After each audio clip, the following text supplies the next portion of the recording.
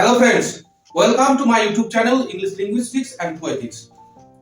Friends, আমাদের আজকের topic হলো fill in the blanks with appropriate verb forms.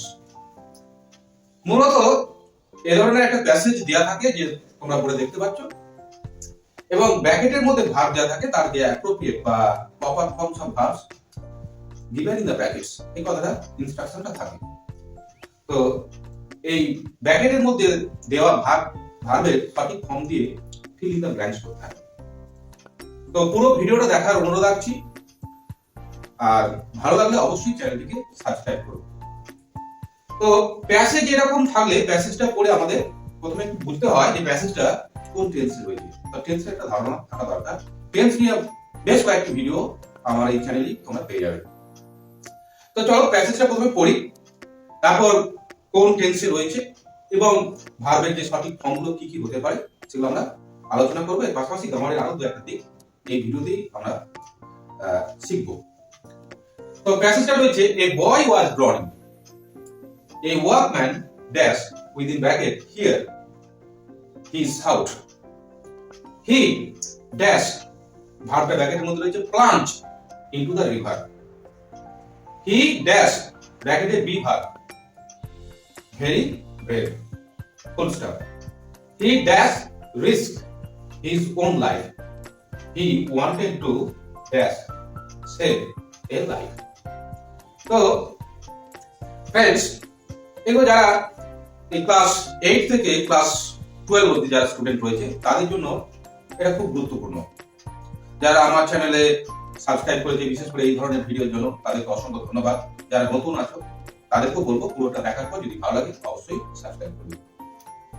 A boy was drawing মানে আবার জানি এ বয় ওয়াজ ড্রয়িং একটি ছেলে ডুবে যাচ্ছিল। ড্রন মানে ডোবা, ডুবে জলে ডুবে যাওয়া। এ বয় ওয়াজ ড্রয়িং এই যে প্রথমে প্যাসেজটা পড়ে প্রথমের সেন্টেন্স বা প্রথমের যে অংশটা থাকে সেখান থেকে আমরা বুঝে নিতে হবে যে মোটামুটি কোন টেন্সে রয়েছে। প্রত্যেকটা টেন্স একই যে হবে তার কোনো মানে নেই, যে ভার্বগুলো একই টেন্সে ব্যবহৃত হবে। তবে মূলত প্রথমটা পড়েই বুঝতে পারা যায় যে কোন টেন্স যেতে চাইছে প্যাসেজটা বা কোন টেন্স দিয়ে আমাদের ভার্বগুলো কোন টেন্সে এই ভার্বের ফর্মগুলো বসবে। এই যে দা বয় ওয়াজ ড্রয়িং এই ছেলে ডুবে যাচ্ছিল পাস্ট কন্টিনিউয়াস টেন্স। এই পাস্ট টেন্সের ব্যাপারটা তার মানে আসতে চলেছে। এইভাবে আমাদের প্রথমে প্যাসেজটা পড়ে টেন্স যে ইনিশিয়াল যে স্টেজটা আছে না ধরতে হবে। এ boy was drawing a workman A labour একজন শ্রমিক এ লেবার হিয়ার হিজ হাউস ডুবে যাচ্ছিল, সে বাঁচার জন্য চিৎকার করছিল। তো চিৎকার করছিল সেটা কি হলো, সেই একজন শ্রমিক কি হবে সেটা শুনতে পেয়েছিল হিজ হাউস তার চিৎকার। তাহলে হিয়ারটা হবে হার, হিয়ার হার হার শুনতে পেয়েছিল। এ boy was drawing a workman her his house তার চিৎকার শুনতে পেয়েছিল। হার H E A R D H E A R D heard heard heard his house he into the river কি হবে শোনার পর সে প্লাঞ্জ মানে ঝাঁপ দেওয়া। তাহলে এটারও পাস্ট টেন্স হবে plunged p l u n g e d plunged into the river নদীতে ঝাঁপ দিল।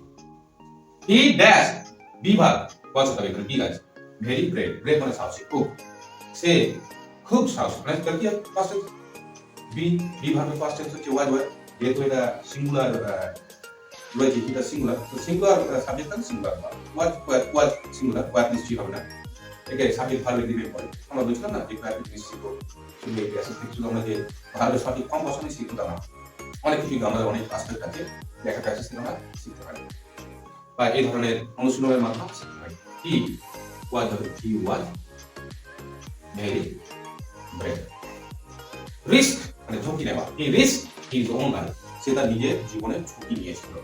তাহলে এটা রিস্ক হয়ে যাবে past tense R I S K E risk his own life. He wanted to save ব্র্যাকেটের মধ্যে এ লাইফ সে চেয়েছিল বাঁচাতে একটি জীবন। তাহলে এই সেভ ভার্বটা সেভই হবে। কেন হবে বলছি এবার সেভ এই টু এর পর যখন আমরা কোনো ভার্ব বসাবো ভার্বের বেস্ট ফর্ম বসাবো অর্থাৎ ভার্বের প্রেজেন্ট ফর্ম বসাবো এটা খানিকটা ওই ইনফিনিটিভের মতন টু প্লাস ভার্ব খাইতে যাইতে পড়তে ইতে ডে বাই ডে বাঁচাতে।